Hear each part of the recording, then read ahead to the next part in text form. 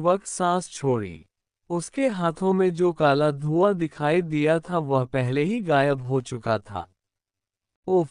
भूत ने अपने आप को ऐसे देखा जैसे उसने दर्द में अपनी आत्मा खो दी हो। आंखों में गहरा भय दिखाई दे रहा था। वह मुझसे डरता है। भूत सचमुच मुझसे डरता है। लुसियन ने अपने होंठ काटे। उसका हृदय भावनाओं के धीमे प्रवाह से जल रहा था। मैं अब और नहीं कर रहा हूँ। जैसा कि रसेल ने कहा, उनकी दुनिया पहले ही बदल चुकी थी। आखिरी दर्दनाक समय उसके दिमाग से जल्दी से गुजर गया। मैं अब तुम्हारा शिकार नहीं हूँ। अब भूतों से डरने की कोई बात नहीं थी। अब तुम लोगों को मुझसे डरना चाहिए। लुसियन ने प्रसन्नता से रसेल की ओर देखा। आश्चर्य की बात ये थी कि रसेल चुप था। क्या ये संभव है? रसेल अपना आश्चर्य बिल्कुल भी नहीं छिपा सका। क्या ये सचमुच संभव है? बेशक, रसेल को पहले से ही उम्मीद थी कि अंधकार लुसियन के आदेशों का पालन करेगा। ऐसा इसलिए था क्योंकि कोई भी जादूगर जो पहले से ही इस चरण में पहुंच चुका था, वह अंधकार को आदेश नहीं दे सकता था। समस्या इसके बाद आई। जो अंधकार अपनी भूमिका पूरी कर चुका था, वह अपने आप गायब हो जाएगा। काले जादू के प्रयोग में 3 प्रमुख चरण थे। 1. अंधकार को आदेश दो। 2. अंधकार आदेशों का पालन करता है। 3. उस अंधकार से अलग होने के आदेश का पालन करे जिसकी भूमिका समाप्त हो गई है। अंतिम कदम का कारण सरल था। भूमिका समाप्त होने के बाद अंधकार को बलपूर्वक बाहर निकालना पड़ा, क्योंकि वह फिर कभी उपयोगकर्ता के आदेशों को नहीं सुनेगा। ये चरण सबसे कठिन और पेचीदा था, लेकिन लुसियन ने स्वचालित रूप से इस अंतिम चरण को छोड़ दिया। एक जादूगर के रूप में ये जादू किए बिना मिली सफलता के समान था। मैंने एक महान व्यक्ति को अपना शिष्य बनाया।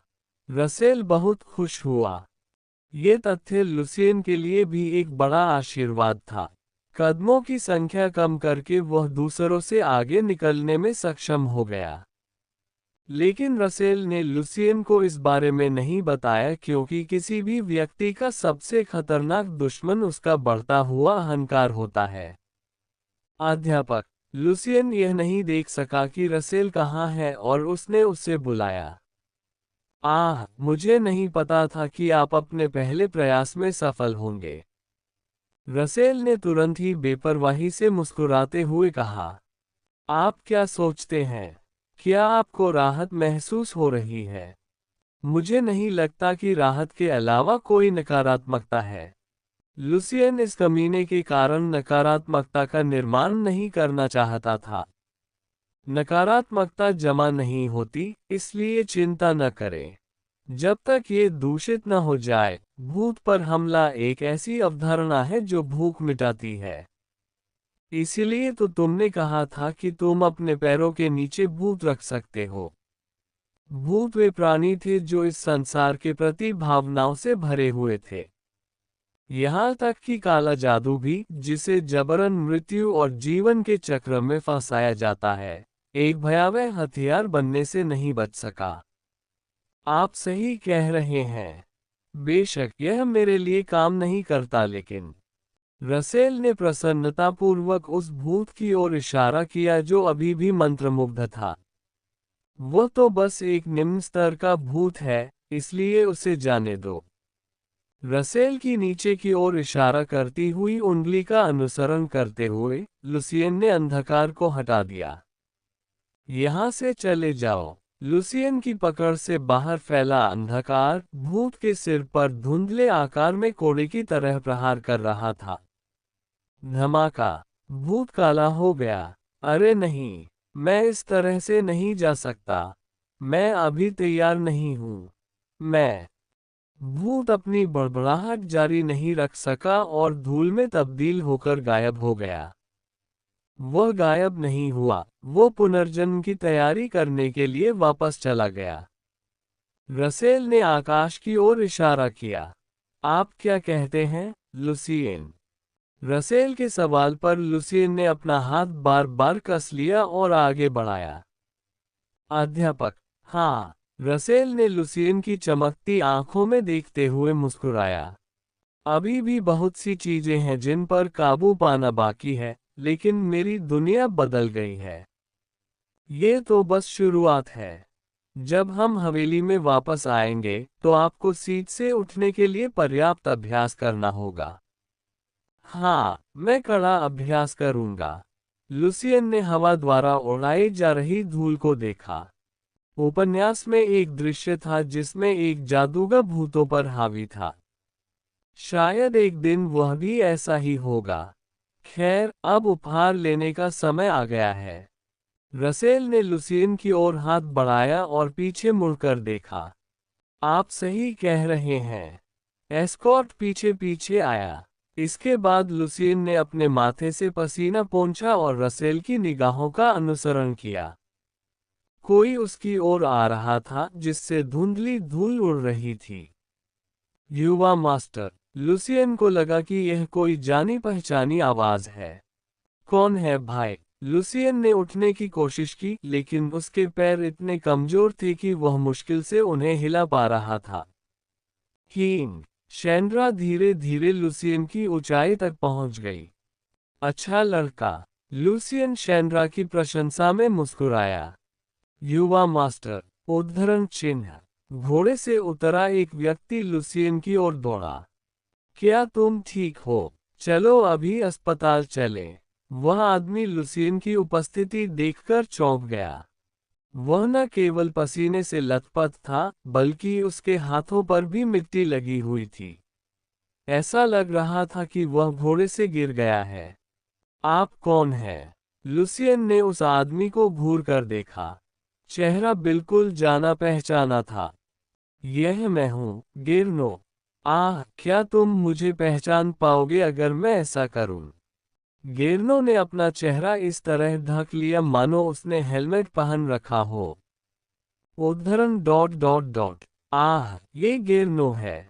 लुसियन ने अंततः सिर हिलाया। अब तक उसने गिरनो को केवल भारी हथियारों से लैस ही देखा था, इसलिए उसे उसकी सामान्य वर्दी में देखना अजीब लगा। गिरनो उन कुछ लोगों में से एक थे जिन्होंने उन पर उपकार किया था। वह क्रोनिया के प्रथम शूरवीरों के कमांडर थे, जिनमें कार्सन भी शामिल थे। ठीक है, ये गिरनो है। थोड़ी देर बाद रसेल ने भी गिरनो को पहचान लिया। क्या मेरे पिता ने तुम्हें भेजा है? लुसियन ने पूछा। नहीं, मैं नहीं हूँ। मैं आज कार्सन के आदेश पर ड्यूटी से छुट्टी पर हूँ। ओह, मेरा मतलब है, आपके साथ होना मेरे लिए बहुत सम्मान की बात है। क्या यह मेरे भाई ने किया, मेरे पिता ने नहीं? हाँ, प्रथम मास्टर ने आदेश दिया। गिरनो के उत्तर पर लुसियन की भौहें थोड़ी सिकुड़ गईं। ये थोड़ा कष्टदायक था। ओह, कैसा लग रहा है? आपकी तबीयत ठीक नहीं लग रही है। गिरनो ने देर से पूछा। कोई बात नहीं। बहुत समय हो गया जब मैंने घोड़े की सवारी की हो और कोई गलती की हो। सर, क्या मैं आपके साथ चल सकता हूँ? क्या मेरे भाई ने तुम्हें इसी इरादे से जाने नहीं दिया? पहले मास्टर ने मुझे युवा मास्टर के डॉक्टर से पूछने के लिए कहा। लुसियन ने अपनी सांस संभाली और शैंड्रा पर चढ़ गया।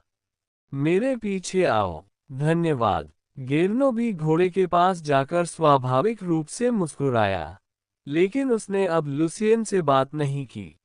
ये जानते हुए कि लुसियन को शोरगुल वाली स्थिति और एक निश्चित दूरी के भीतर आना नापसंद है, वह पीछे हट गया और अपने घोड़े पर सवार हो गया।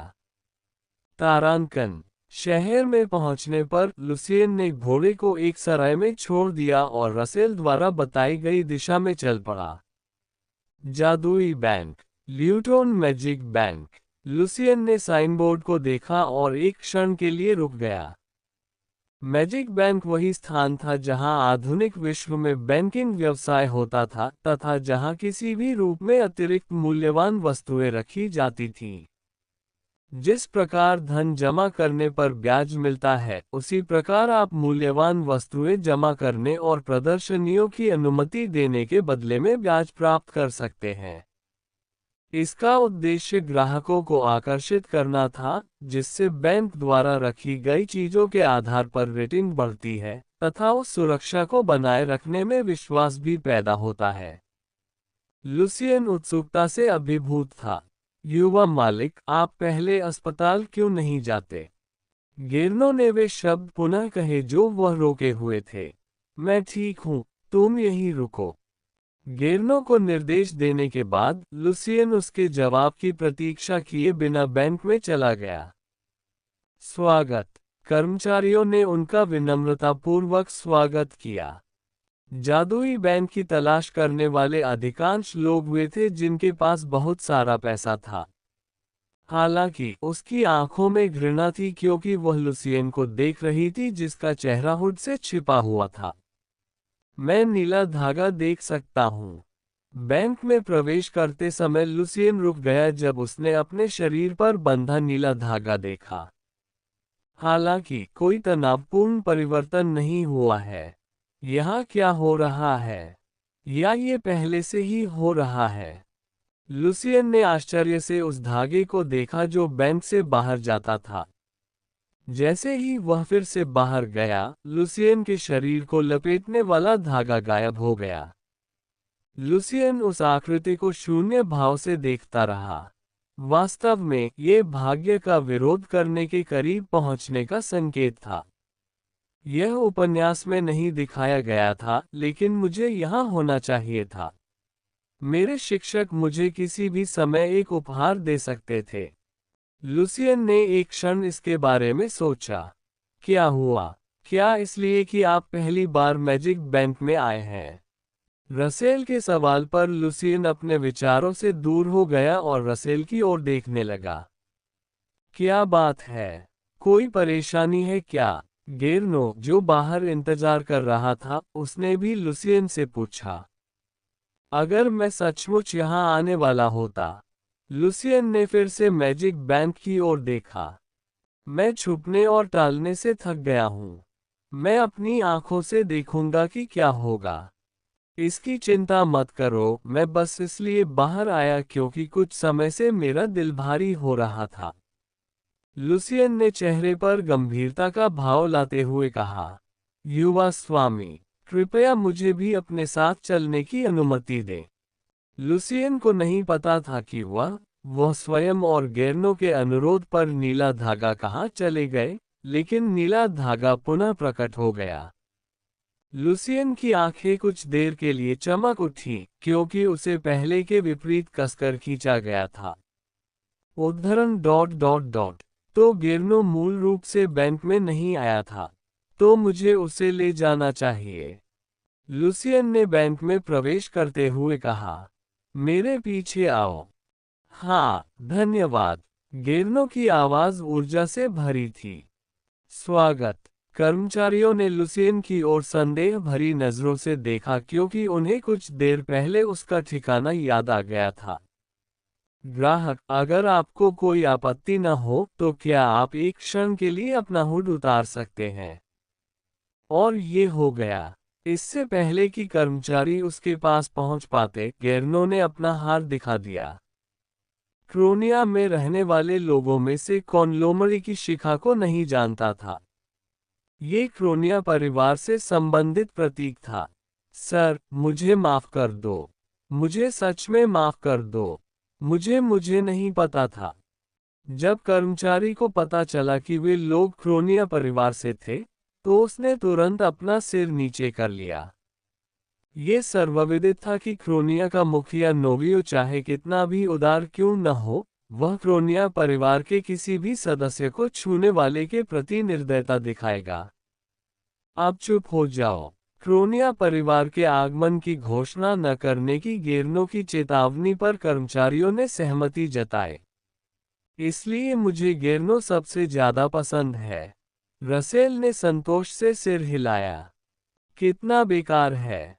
लुसियन ने ये दृश्य देखकर हल्के से अपनी जीभ हिलाई। गर्नो अक्सर लुसियन के संरक्षण में चलता था।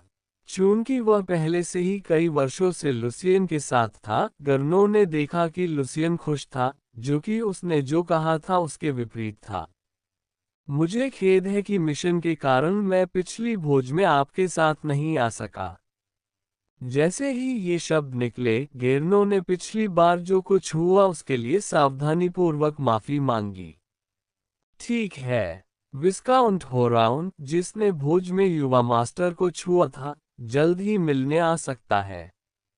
गेर्नो ने अपनी आवाज धीमी कर दी और लुसियन का माथा तन गया। वे यहाँ फिर से किस तरह की शर्मिंदगी ला रहे हैं? चिंता मत करो, मैं खुद को जमीन में गाड़ दूंगा। मैं ईमानदारी से इसका इंतजार कर रहा हूँ। तभी लुसियन अपना चेहरा गर्म करते हुए बैंक टेलर के पास गया। ग्राहक, कृपया इस तरफ आए।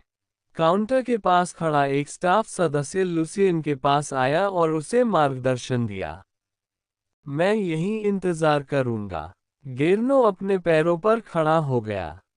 लुसियन ने सिर हिलाया और स्टाफ के पीछे काउंटर तक चला गया। आप यहाँ क्या लेकर आए हो? जब स्टाफ ने उससे पूछा तो लुसियन ने रसेल की ओर देखा। ये मैजिक बैंक में उनका पहला दौरा था। क्या ये वास्तव में आपका पहला मौका है?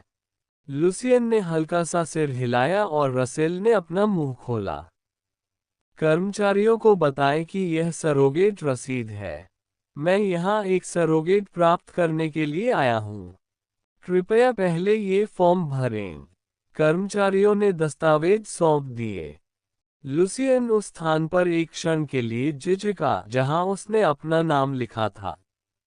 क्या मुझे सचमुच अपना नाम इस्तेमाल करना होगा? हाँ, हमें आपकी जानकारी की आवश्यकता है क्योंकि यदि कोई समस्या होती है या ये कोई प्रॉक्सी है तो सामान को इकट्ठा करने की जिम्मेदारी हमारी है। यदि मेरी जानकारी अन्य लोगों को ज्ञात हो गई तो क्या ल्यूटन बैंक को उत्तरदायी ठहराया जा सकता है? बेशक, जैसा कि दस्तावेजों में कहा गया है, मैं आपसे फिर वादा करता हूं कि ल्यूटन परिवार द्वारा संचालित बैंक के रूप में हम आपकी पहचान और जानकारी के लीक होने के लिए जिम्मेदार होंगे। लुसियन ने अपना नाम लिखने में तब तक संकोच नहीं किया जब तक कि कर्मचारी ने ऐसा नहीं कहा। जिस कर्मचारी को दस्तावेज मिला, वह 2 सेकंड तक स्थिर रहा। लुसियन क्रोनिया। यह एक ऐसा नाम था जिसे क्रोनिया परिवार में रहने वाले लोग कभी नहीं जान सकते थे। प्राप्तकर्ता का नाम रसेल पॉल है। लुसियन ने रसेल की ओर देखा, वह स्टाफ की प्रतिक्रिया से परिचित था। संख्या 14 को बाहर निकालने के लिए कहें। नंबर 14 निकालो। वह, ओह ओह, मैं समझ गया। कर्मचारी हकलाने लगे और जल्दी से उठ खड़े हुए। यह उपहार क्या है? जब कर्मचारी आए तो लुसियन अपनी दोनों बाहें एक दूसरे पर रखकर कुर्सी की पीठ पर झुक गया। आप खुद ही उपहार का स्वाद जांच लें। मैं इसकी राह देख रहा हूँ। आप इसकी प्रतीक्षा कर सकते हैं। ये बिल्कुल वही है जिसकी आपको जरूरत है और ये दुनिया में एकमात्र चीज है। रसेल आत्मविश्वास से मुस्कुराया। ये सब क्या है? लुसियन अपनी बढ़ती उम्मीदों को छिपा नहीं सका। ओह सर, ये वह आइटम नंबर 14 है जिसे आप ढूंढ रहे थे। कर्मचारियों ने धातु का एक बक्सा नीचे उतारा जो काफी आलीशान लग रहा था। देखने से ऐसा लग रहा था कि इसे पकड़ना मुश्किल है, लेकिन जब तक उत्पाद ठीक था, लुसियन को इसकी परवाह नहीं थी।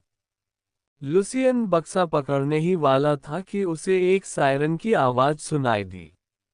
वीन, डकैती। रसेल ने बेतुका चेहरा बनाकर अपना मुंह चढ़ाया। टकराना। अचानक एक शटर जैसी धातु की दीवार ने बैंक की पूरी दीवार को ढक लिया। मुझे पता था ये होगा। ल्यूसियन का चेहरा हताशा से सिकुड़ गया और उसने धातु की दीवार की ओर देखा। उन्हें उम्मीद थी कि कुछ होगा, लेकिन कोई बड़ी लूट नहीं होगी। ये सिर्फ एक बैंक नहीं है। एक बड़ा आदमी है जो मैजिक बैंक लूटता है। रसेल अपनी हंसी को रोक नहीं सका जो उसके मुंह से निकल पड़ी। जादू बैंक किस प्रकार का स्थान था? यह एक ऐसा स्थान था जहां बैंक के भाड़े के सैनिक, जिन्हें बार्क के नाम से भी जाना जाता था, भीड़ लगाए रहते थे क्योंकि यह मूल्यवान वस्तुओं को रखने का स्थान होता है। ज्यादातर चोर मैजिक बैंक की तरफ देखते भी नहीं थे क्योंकि इसकी सुरक्षा सबसे मजबूत भाड़े के सैनिकों द्वारा की जाती थी। लेकिन अब अजीब बात यह है कि बार कहीं नजर नहीं आ रहा था। चिंता मत करो, युवा स्वामी। गेरनो, जो तुरंत लुसियन की ओर बढ़ा, ने उसे आश्वस्त किया, लेकिन वह भी उसके चेहरे पर आए मूर्खतापूर्ण अभिव्यक्ति को मिटा नहीं सका। रसेल और गर्नो की प्रतिक्रियाओं के जवाब में लुसियन ने बॉक्स को कसकर पकड़ लिया और सोचने लगा। आप कह रहे हैं कि यह सामान्य नहीं है? टकराना। जादुई प्रभावों की ध्वनि के साथ, वह, गेरनो और एक साथ बुने हुए नीले धागे के मालिक अंततः प्रकट हुए। आखिर हो क्या रहा है? और अचानक डकैती हो जाती है। क्या यह उपन्यास के मूल प्रवाह में है कि इस बक्से को ले जाया जाए? लुसियन ने अनजाने में बॉक्स को और कसकर पकड़ लिया। रसेल ने देर से प्रतिक्रिया दी और तुरंत उसे बॉक्स पर क्लिक की आवाज के बारे में बताया। आपको बक्सा खोलने के लिए अंधेरे का उपयोग करना होगा क्योंकि मैंने उस पर जादू कर दिया है। आओ सब लोग ध्यान दें। जैसे ही लुसियन अंधेरा फैलाने वाला था, लुटेरों में से एक ने अपना मुंह खोला। वह उसका चेहरा नहीं देख पाया क्योंकि उसका पूरा चेहरा नकाब से ढका हुआ था, लेकिन वह असामान्य रूप से लंबा था। हमारे पास लेने के लिए कुछ है। अगर तुम उसे पा लोगे तो कुछ नहीं होगा। डाकू ने चौंके हुए लोगों को शांत किया और एक सज्जन व्यक्ति की तरह व्यवहार किया। लेकिन लुटेरा तो लुटेरा ही था।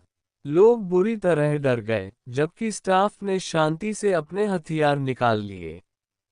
पजक। उस समय हथियार लिए सभी कर्मचारी इस तरह कांपने लगे मानो उन्हें बिजली का झटका लगा हो और वे पीछे की ओर गिर पड़े।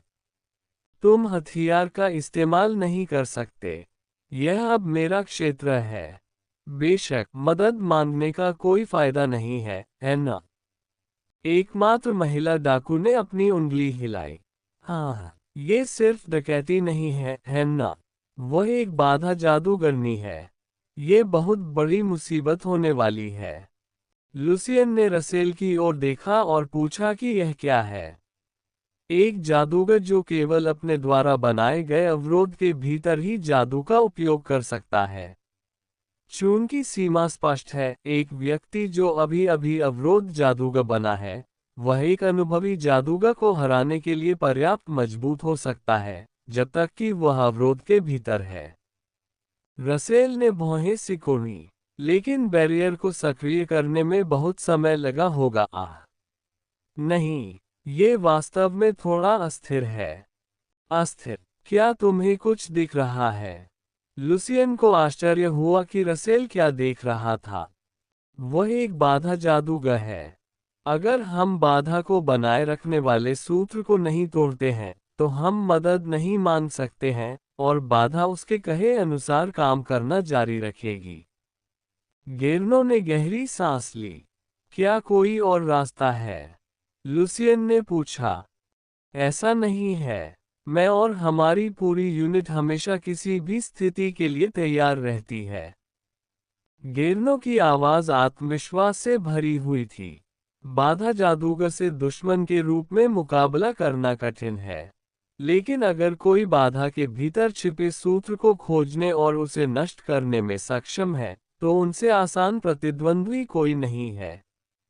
रसेल ने अपनी बाहें पार की और लुसियन की ओर इशारा किया।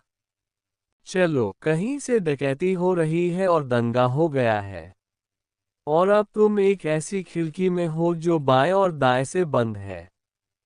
रसेल ने लुसियन को विनम्रतापूर्वक बताया कि उसे पकड़ा नहीं जाएगा। आप चाहते हैं कि मैं बक्सा खोलूं?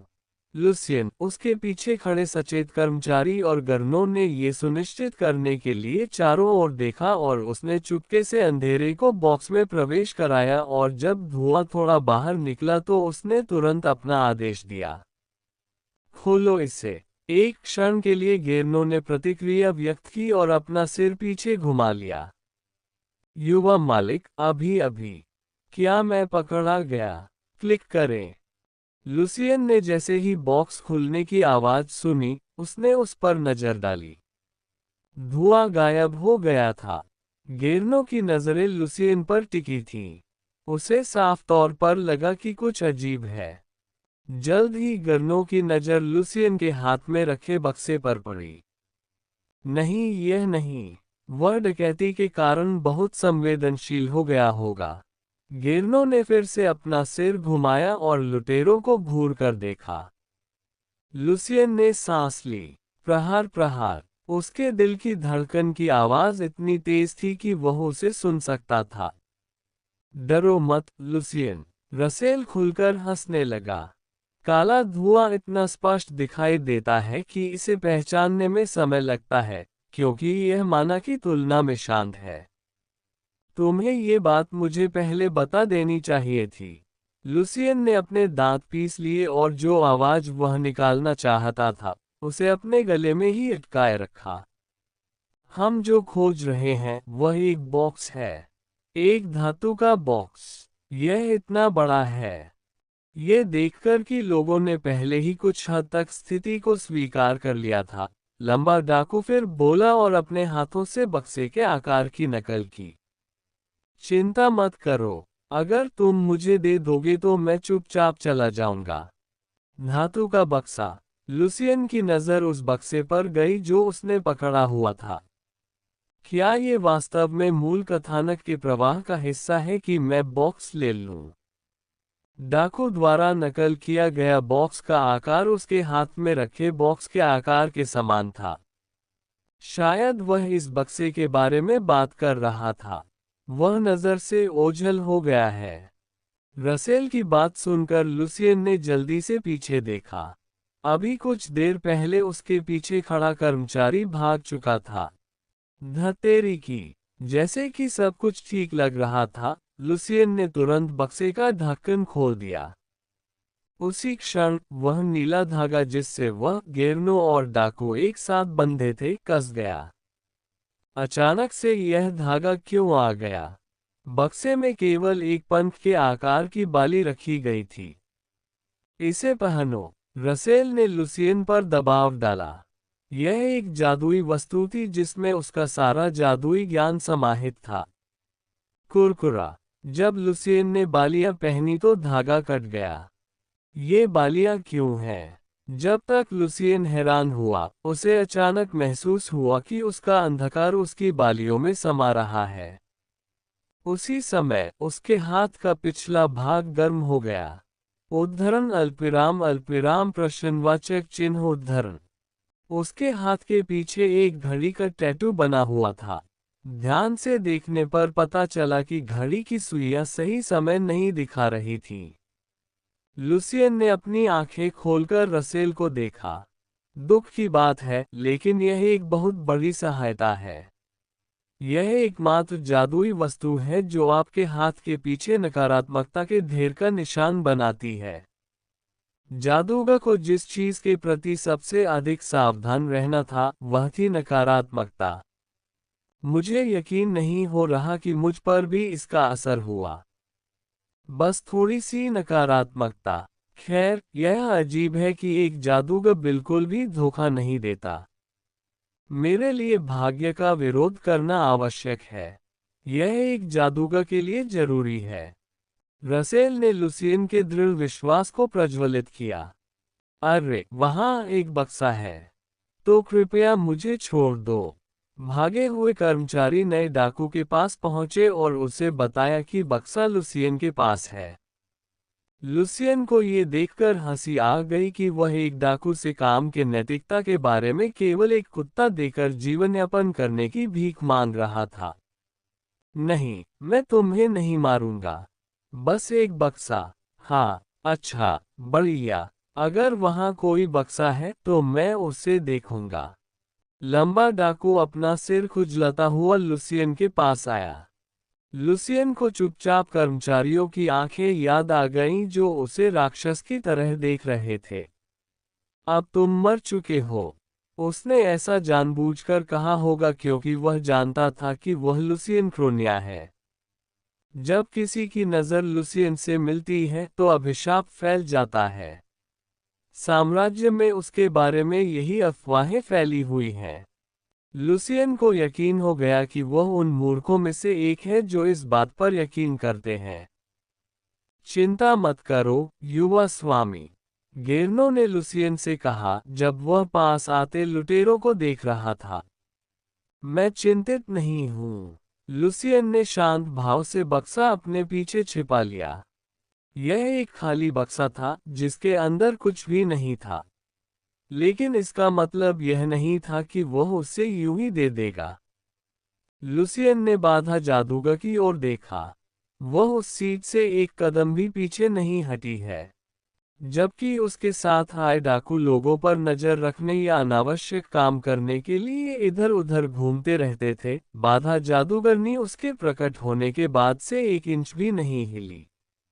लुसियन ने अपनी नजर हटा ली और अंधेरे को थोड़ा सा बॉक्स के अंदर ले आया। नहीं, अंधेरा बाहर निकल रहा है। बक्से से निकलते काले धुएं को देखकर लुसियन को गर्नों का आभास हुआ और उसने तुरंत अंधेरे को दूर खींच लिया। अब अंधेरे को बक्से में बंद करना और एक बार डाकू द्वारा बक्सा छीन लेने के बाद आदेश देना कठिन लग रहा था। तुम जाओ, नौजवान, मुझे वह बक्सा दे दो। फिर कुछ नहीं होगा।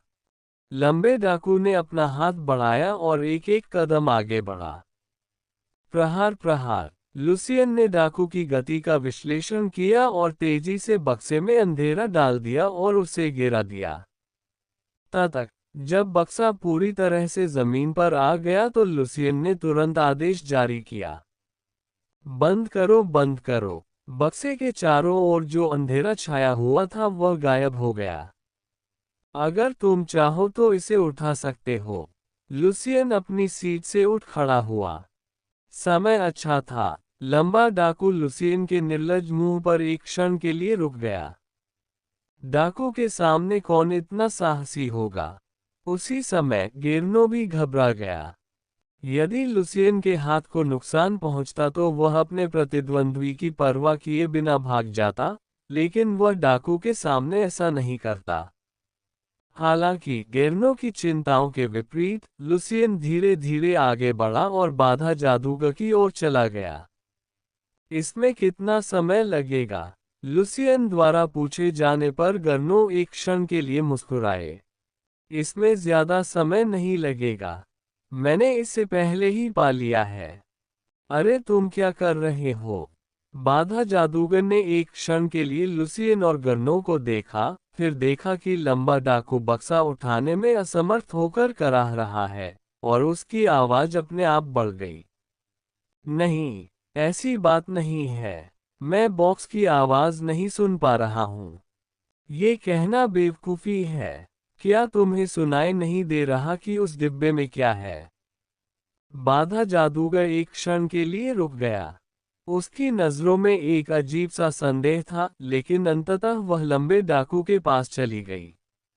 मुझे चलकर उनका ध्यान भटकाना होगा, फिर बैरियर अस्थिर हो जाएगा।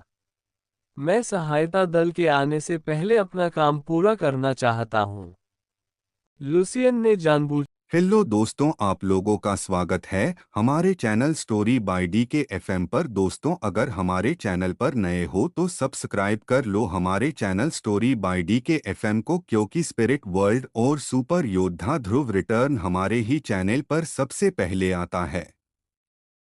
हेलो दोस्तों, आप लोगों का स्वागत है हमारे चैनल स्टोरी बाय डी के एफएम पर। दोस्तों, अगर हमारे चैनल पर नए हो तो सब्सक्राइब कर लो हमारे चैनल स्टोरी बाय डी के एफएम को, और दोस्तों वीडियो पर लाइक और कमेंट भी कर दिया करो ताकि हमें पता चल सके कि आप लोगों को ये स्टोरी कैसा लग रहा है।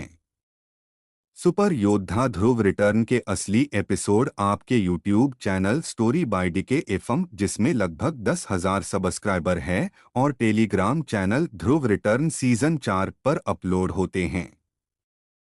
अगर आप लोग दूसरे चैनलों पर एपिसोड सुन रहे हो तो उस चैनलों को अनसब्सक्राइब कर दो और मेरे channel YouTube channel story by DK FM, जिसमें लगभग 10,000 सब्सक्राइबर है, और Telegram channel Dhruv return season 4 से जुड़ने की कोशिश करो ताकि आप ओरिजिनल एपिसोड और सबसे पहले एपिसोड पा सको।